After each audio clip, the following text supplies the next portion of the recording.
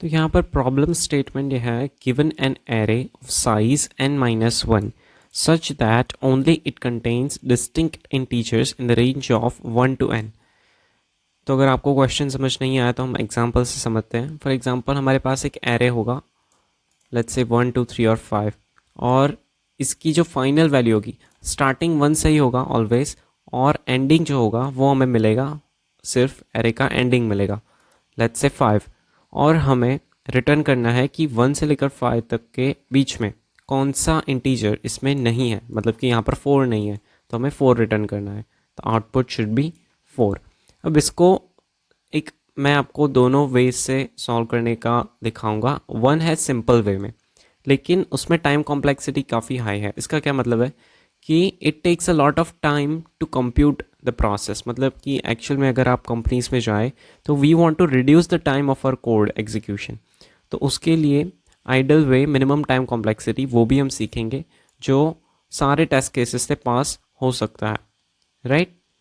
तो यहाँ पर हमने एरे लिया है, दिस इज एरे 1 से लेकर 9 तक की वैल्यू है जिसमें 8 मिसिंग है और वो हमें रिटर्न करना है। यहाँ पर हमने एंडिंग मतलब कि 9 तक का एरे है वो हमने यहाँ पर n इज इक्वल्स टू 9 लिया है। तो सिंपल वे जो कि आपको समझ में आ जाएगा, लेकिन ideal way that is quite difficult. तो हम दोनों सॉल्व करते हैं। सिंपल वे में हम क्या लिख सकते हैं? सिंपल वे में हम कर सकते हैं,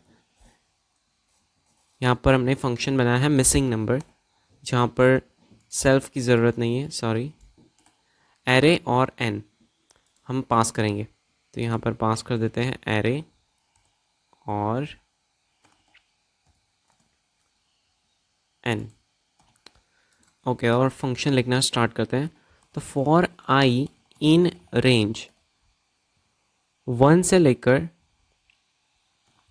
n+1 तक, इसका क्या मतलब है? Always we are starting from 1, वो तो हमने देख लिया। तो स्टार्टिंग रेंज है 1, एंडिंग रेंज है n+1। n+1 इसलिए है क्योंकि रेंज फंक्शन में जो स्टॉप वैल्यू होती है वो एक्सक्लूडेड होती है।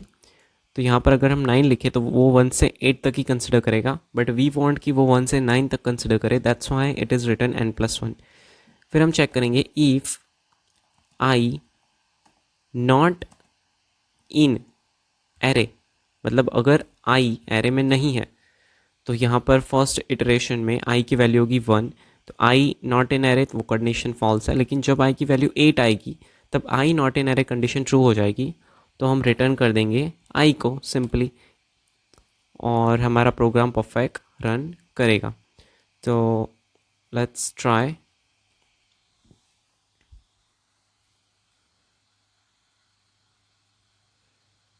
ओके, इसने कुछ भी प्रिंट नहीं किया। ओके, हमें फंक्शन को प्रिंट करना पड़ेगा बिकॉज इसमें हमने प्रिंट स्टेटमेंट नहीं लिखा है, रिटर्न स्टेटमेंट लिखा है। ओके, तो एज यू कैन सी इसने हमें रिटर्न कर दिया कि 8 इज़ मिसिंग नंबर। बट ये वे अगर आप पास करेंगे टेस्ट केसेस से, कुछ वेबसाइट्स होती हैं जैसे कि लीड कोड, वहाँ पर आपको ये इसको सारे टेस्ट केसेस से पास कराना पड़ता है। तो ये पास नहीं होगा ये code, because it is too time consuming and it has higher time complexity. तो इसको हम कमेंट करते हैं, और अभी एक्चुअल में क्या आइडल होना चाहिए वो हम लिखते हैं। This line is same, calling करने का हम यहाँ पर पेस्ट कर देते हैं। ओके, और लेट्स राइट द आइडल वे। तो ये थोड़ा कॉम्प्लेक्स है।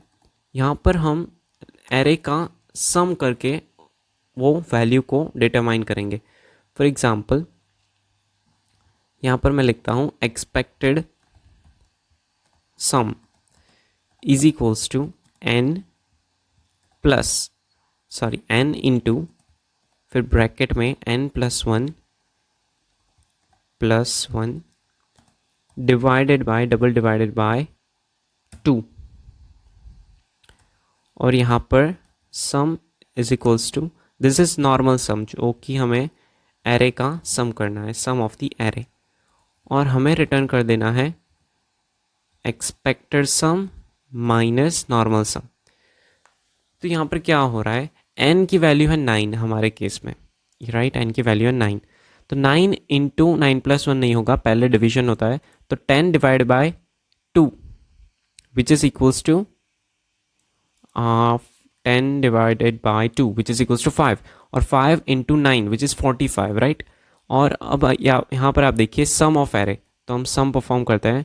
1 plus 2 3, 3 plus 3 6, 6 plus 6 12, 12 plus 7 19, 19 plus 9 28, 28 plus 5 33 and 33 plus 4 38. 38. Okay, correct. Yeah, I don't know. Let's try again. Wait a second. 3, 6, 12, 19, 28, 33 and 37.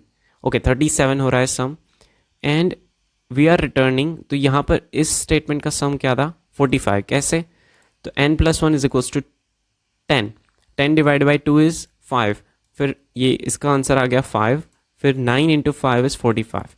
और इसका सम हमने किया 37.